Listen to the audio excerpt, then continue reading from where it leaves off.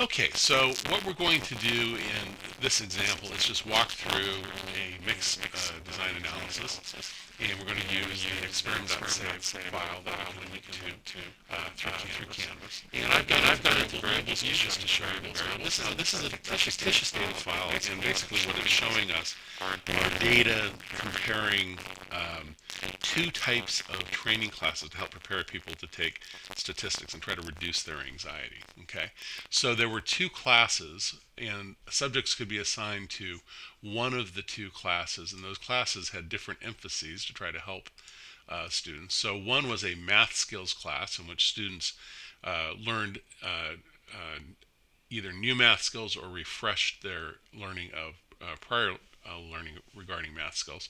So math skills building.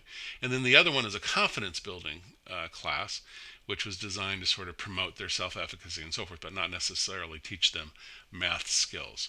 So for some reason they called this maths skills. I don't know why, but that's what they called it. So those are between group factors. Okay, so subjects could be assigned to one of those two groups, and they took the training, and then the basic question is what effect did that training have on their uh, fear of statistics, which is right here, FOST, which is a subjective rating that was given at 3 time periods prior to the training class, afterwards, which is time 2, and then at 3-month follow-up. Also, they're looking to see the effect of the classes on the student's confidence in being able to take the class at time 1, time 2, and time 3. And then depression about having to take a statistics class at time 1, time 2, and time 3. So really 3 dependent variables. We're only going to analyze, in this example, fear of statistics. So what we're going to ask is whether the type of class, right, made a difference in self-reported fear of statistics over time. So we have a between group factor, which is group, and then the within factor, which is fear of statistics. So let's go up, and why don't you follow along in SPSS if you've pulled up the file. We're going to go to repeated measures, and I'm going to enter in my within subjects factor name, which is time. Now, why do we call it time? Call it time because there's a pre-test, a post-test, and then a 3-month follow-up. So those assessments were all done over time, and essentially they're the same assessment. They're measuring, in this example, fear of statistics over time. So there's 3 levels to time. Okay, pre-test, post-test, and follow-up. I'm going to add those in, and now SPSS is going to ask me to define those variables. So the first thing I'm going to do is I'm going to push fear of stats time 1 over, and then fear of stats time 2, and the fear of stats time 3. That's my within subjects factor. Now I've got to take a type of class and move it to between subjects factor. So basically what I have here are 2 conditions, right, in the between subjects factor, and then 3 levels in the within subjects factor. So a 2x3 design. Now the last thing I need to do before I run the analysis is to go over to these buttons over here. And I'm going to do something just a little bit different than what Palette does, in that I'm going to walk through each one of these and just give a brief explanation of what to do with them. So if we click on Model, you're going to see a choice here of full factorial and custom. Now there may be instances where you only want to run certain analyses and ignore other analyses, and you might pick up a little bit of power when you do that because SPSS can adjust for the number of contrasts that you're making, and but for the most part, you're going to choose full factorial. So this will give us a report of all the main effects, interaction effects, and so forth. So unless you have a really good reason to customize your analysis, and you basically say, hey, there's some parts of this analysis I just don't need to look at, and therefore I can save a little bit of power when I do that, you should just leave it at full factorial. Okay, so we're going to click continue. And then we come down to contrasts. Basically, this is just telling us about our factors. It's already preset. There's really nothing to change here. Okay, so we're going to just leave that the way it is. Go down to plots. This will plot out our data into a graph.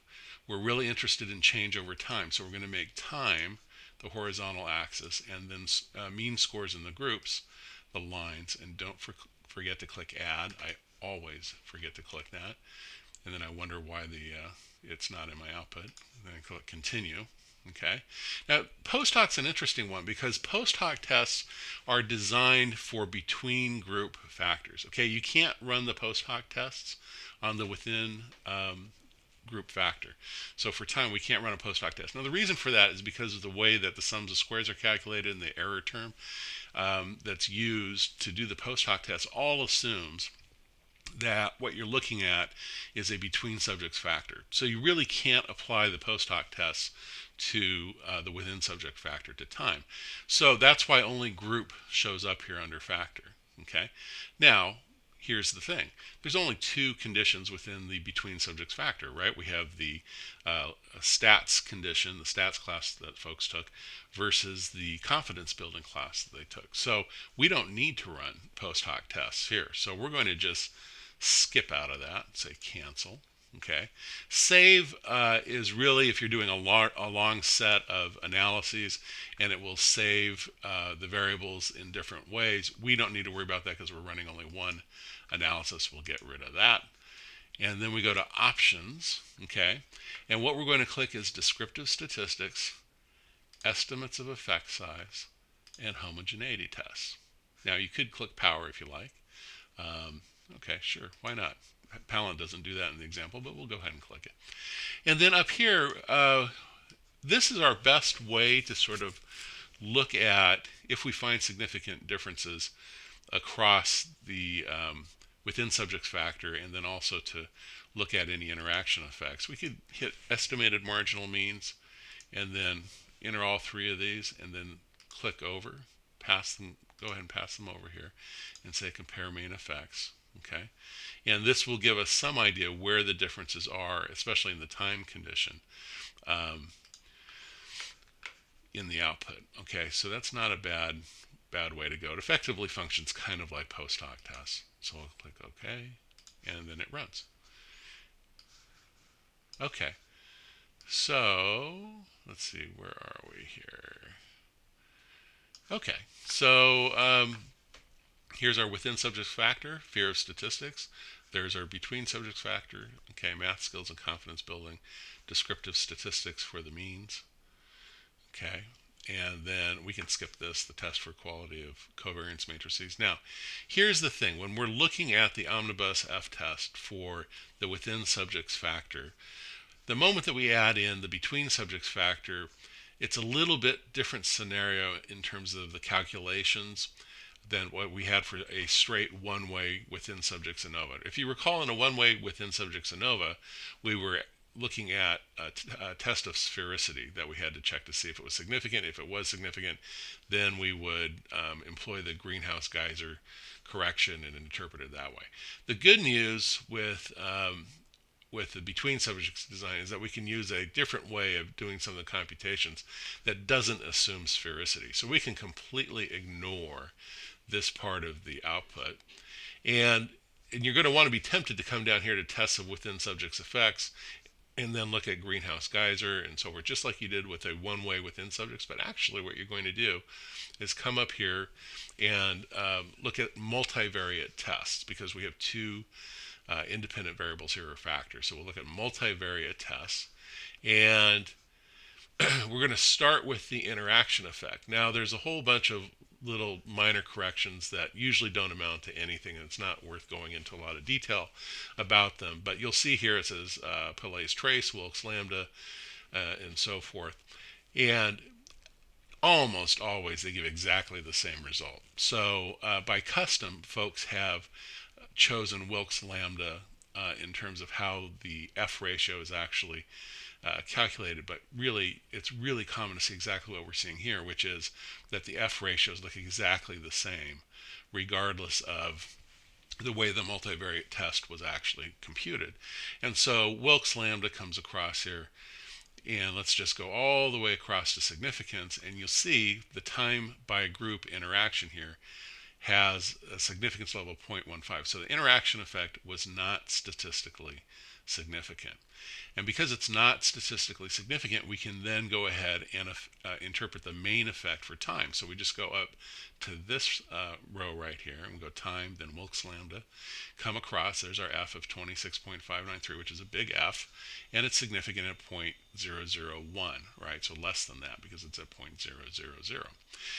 So we have a statistically significant main effect for time. And what that tells us, especially if we go back up to the means, you'll notice that fear of statistics over time, time 1, time 2, time 3, the means are actually going down. So we know that there is a main effect for reduction in fear of statistics over time. Okay? And now we want to look at the between subjects effect. Is there a difference between the classes themselves in terms of reducing fear of statistics? So what we're going to do is we're going to come all the way down to where it says tests of between subjects effects. Okay? And then we just look at group, right? Ignore intercept, ignore error. And we look at group and we look all the way across for the significance level, and it's 0.810 with an F of 0.059. That's a really small F. So it's a non-significant main effect, which tells us that there was no difference based on the class that they took. So really the story that's being told to us right now is that yes, there was a reduction in fear of statistics over time. There was no interaction effect between time and the class, and there was really no difference between the types of classes they took, whether they took a class that helped them learn statistics or whether they took a class that helped build their confidence. Okay? And then we're going to come down here and look at, let's see, pairwise comparison. We don't need to do that. We're going to look at pairwise comparisons for time because that's where we found our main effect. And you can see time 1 and time 2, time 1 and time 3, and you see asterisks going all the way down here.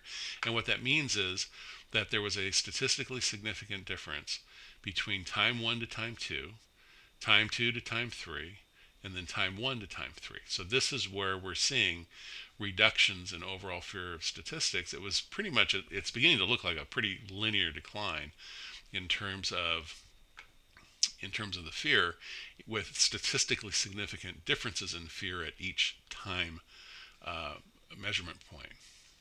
We can just skip pretty much the rest of this stuff because here's the class by time interaction, which we already knew was not statistically significant.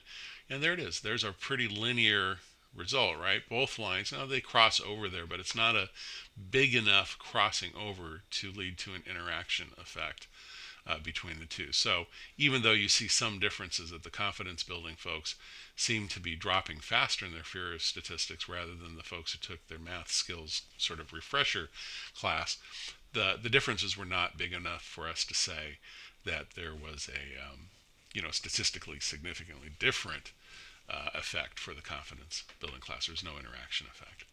Okay, so that's pretty much it. Wawa, the Wawa that you're going to be working on is going to have you essentially walk through very much the same kind of interpretation that we did here. So why don't you go ahead and work on that? And good luck. If you have any questions, let me know.